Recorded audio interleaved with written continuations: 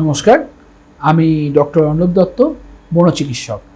আজ আমি alcohol addiction বা মদ খাওয়ার যে ক্ষতিকারক প্রভাব তার উপর কিছু কথা আপনাদের সঙ্গে শেয়ার করব। দেখুন, এই পুরো ভিডিওটাতে মদ খাওয়ার পর্যায় এবং তার কী ক্ষতিকারক দিক আছে এবং সেখান থেকে কীভাবে বেরোবেন তার উপর আমি কিছু কথা বলবো। প্রথম হচ্ছে মদ খাওয়ার পর্যায়, অর্থাৎ আমাদের যে কোনো নেশার ক্ষেত্রে, সে শুকনো নেশাই হোক বা ভেজা নেশা হোক, তিনটে পর্যায় থাকে। প্রাইমারি বা প্রাথমিক পর্যায়, সেকেন্ডারি বা দ্বিতীয় পর্যায়, ক্রনিক বা চলমান পর্যায়। এখন প্রাইমারি পর্যায়টার ক্ষেত্রে যেটা আমরা দেখি সেটা হচ্ছে মানুষের এই সময় লজ্জা থাকে, অর্থাৎ সে যে মদ খাচ্ছে তার মধ্যে বেশ লজ্জাজনক ব্যাপারটা তৈরি হয়। সে বুঝতে পারে এটা ঠিক হচ্ছে না, তার মানে গিল্ট ফিলিংটা অনেক বেশি কাজ করে। ফলত এই জায়গা থেকে তাকে বের করা অনেক সোজা হয়। অল্প একটু ওষুধ বা ওষুধ ছাড়াই কাউন্সেলিংটাই প্রধানত কাজ করে। এবং এখান থেকে যদি রুগীকে বোঝানো যায় যে মদ খাওয়ার কতটা ক্ষতি, তাহলে সে এখান থেকে সে সহজেই বেরিয়ে আসতে পারে। তবে হ্যাঁ, তার নিজেরও ইচ্ছে থাকা দরকার।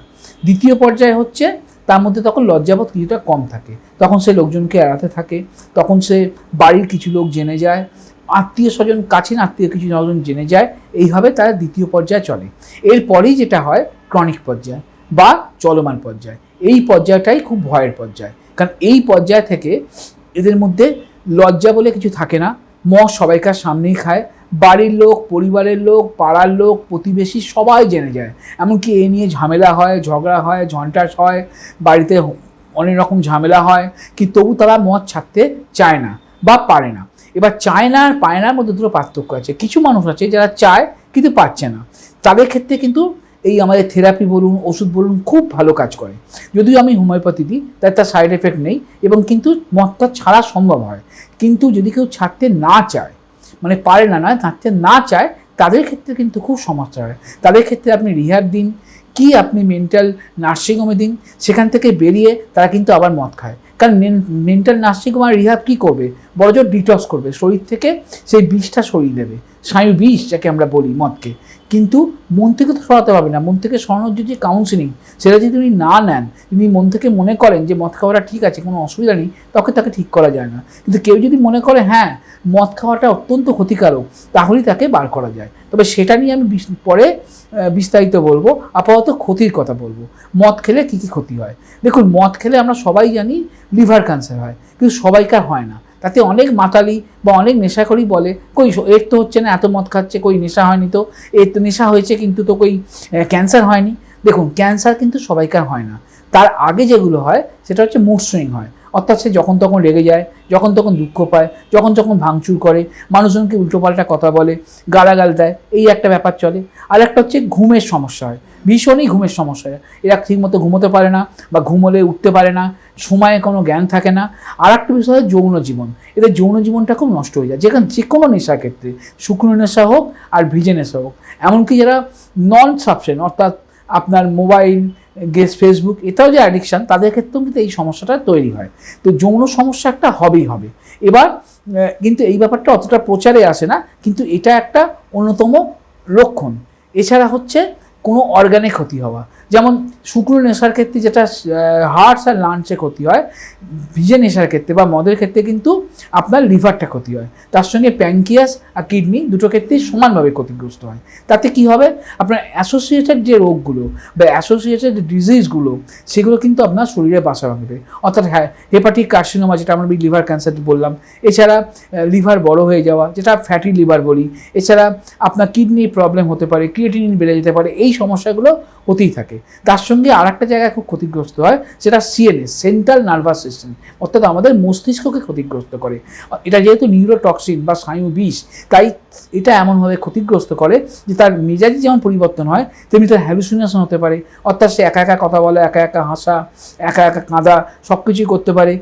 সন্দেহপ্রবণ হতে পারে, রাগ বেশি হতে পারে, বা ম্যানিয়াটিক পর্যায়ে দেখা যায়, অর্থাৎ সবাইকে ধার দিচ্ছে, বা চুরি চামারি কিছু ক্ষেত্রে দেখা যায়। যারা তো টাকা নিয়ে তাকে মদ খেতেই হবে, তার জন্য সে মানুষকে মিথ্যে কথা বলে পয়সা নিচ্ছে বা বাড়ি থেকে চুরি করছে।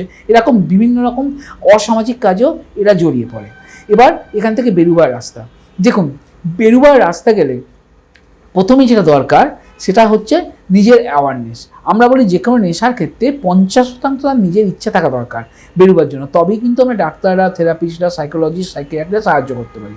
তারপর তো ওষুধ আছে, যেটা আমি বললাম আমাদের হোমিওপ্যাথি ওষুধ, অতটা ক্ষতি হবে না, সাইড এফেক্ট হবে না, কিন্তু জায়গা থেকে বেরিয়ে আসতে হবে। তারপর লেবু, জোয়ান, মৌরি, অর্থাৎ আপনি একটা কৌটোর মধ্যে একটু লেবু, জোয়ান, মৌরি একসঙ্গে মিশিয়ে রাখুন, সেটা মাঝে মাঝে খাবেন, তাতেও কিন্তু আপনার নেশা করার ইচ্ছেটা কমবে। 4 নম্বর হচ্ছে হালকা গরম জলে পাতিলেবু খাওয়া। যার সুগার নেই সে একটু মধু মিশিয়ে খেতে পারেন, যার সুগার আছে সে খালি লেবু, পাতিলেবুর রস খাবে গরম জলে, তাতেও ওটা ডিটক্স হবে। আর একটা হচ্ছে কি, মদ যদি একান্ত খেয়ে, প্রথম তো মদ ছাড়া খুব শক্ত হয়ে যায়, আপনি 1 প্লেট মদই অনেকবার জল মিশিয়ে খাবেন, পেট ভরে খাওয়ার পর মদ নিয়ে বসবেন, কারণ অনেক ক্ষেত্রে দেখা যায় পেট ভরে খাওয়ার পর মদ খাওয়ার ইচ্ছেটা মরে যায়। 3 নম্বর হচ্ছে মদ যখন খাবেন তখন ফল, ড্রাই ফ্রুট এইসব নিয়ে বসতে হবে, যাতে আপনার ক্ষতিটা কম হয়। কিন্তু অনেকে মাংসর সঙ্গে মদ খান, এটা কিন্তু খুব একটা ঠিক নয়, কারণ মাংসর সঙ্গে মদ খেলে একটা বিষ তৈরি হয়, একটা টক্সিন তৈরি হয়, যেটা কিন্তু আপনার লিভার এবং কিডনিতে খুব বাজে এফেক্ট পড়ে। তাই মদ খেলে যদি খেতেই হয় 1 প্যাকে অনেকটা জল দিয়ে বারবার খেতে হয়, তাহলে কিন্তু আপনার ফলের সঙ্গে খাওয়া উচিত। আর একটা হচ্ছে মদ কখনো বাইরে খাবেন না বা বন্ধুদের সঙ্গে খাবেন না, চেষ্টা করবেন বাড়িতে নিয়ে এসে বাড়ির কাছে, তাতে সে আপনাকে অন্তত কন্ট্রোল করতে পারবে। এবং আমাদের হোমিওপ্যাথি কিছু ওষুধ আছে যেটা হয়তো মদ খাওয়ার পর রুগীকে না জানিয়ে জলের সঙ্গে মিশিয়ে খাইয়ে দিলে সে হয়তো বমি করে দেবে, বা মদের সঙ্গে মিশিয়ে যদি খাইয়ে দেন সে তৎক্ষণাৎ বমি করে দেবে। এটা বাড়ির লোকেদের জন্য।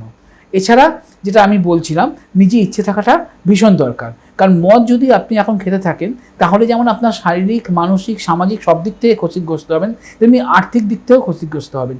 এরকম দেখা গেছে যারা বেশি মদ খান তারা জিনিসপত্র হারাতে থাকেন, দামি দামি মোবাইল হারিয়ে ফেলেন, হয়তো ট্রেনের পাস হারিয়ে ফেলেন, কোথায় যাচ্ছেন কোনো ঠিক থাকে না, সামাজিক খুব সমস্যা তৈরি হয়, এবং তার তখন কোনো পদ, যেটা আপনি হয়তো কোনো বড় ব্যাংকে চাকরি করেন বা বড় সরকারি অফিসে চাকরি করেন বা কোনো বড় আইটি কোম্পানিতে চাকরি করেন, কিন্তু মদ খেলে তার তখন আর কোনো সেন্স থাকে না, তখন সেই তার শিক্ষা, সেই দীক্ষা, সেই সামাজিক পরিবেশ সবই হারিয়ে যায়। তাই সেই দিকটা বজায় রাখতে হবে। সেই দিকটা বজায় রাখার জন্য একদমই নেশা করা যাবে না, কারণ নেশা করলে খালি আপনার জীবনকাল কমছে তাই নয়, আপনার কিন্তু আর্থিকভাবে ক্ষতিগ্রস্ত হচ্ছেন এবং সারা জীবন খুব কষ্টে মারছেন, কারণ এর অ্যাসোসিয়েটেড রোগগুলো কিন্তু আপনাকে ঘিরে ধরছে।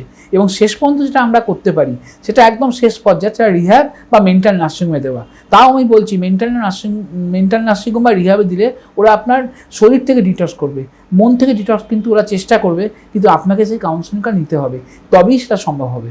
অনেকের ক্ষেত্রে কী হয়, বাবা মারা বা তার বাড়ির লোকেরা আমাদের কাছে আসে ওষুধ নিয়ে যাওয়া, সেক্ষেত্রে একটা জায়গা পর্যন্ত কাজ করে, কিন্তু পুরোপুরি ভালো হয় না। তো এখন পুরোপুরি ভালো হতে গেলে রুগীর নিজের অ্যাওয়ারনেস থাকা দরকার। নমস্কার।